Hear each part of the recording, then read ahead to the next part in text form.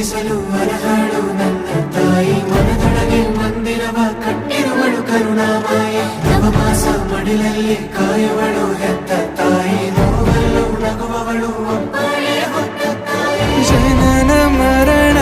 ಜಗದ ಸಂತೆ ಅದಕ್ಕೂ ಮೀರಿನಿ ಬೆಳೆದು ನಿಂತೆ ಕರುಣೆ ಸಹನೆಯ ಮೂರ್ತಿಯಂತೆ ದೇವರಿಗೂ ನೀ ಸ್ಫೂರ್ತಿಯಂತೆ ಅದೃಷ್ಟವು ನನ್ನ ಪಾಲಿಗೆ ನಿನ್ನ ಕಂದನು ನಾನಾಗಿ ಹೇ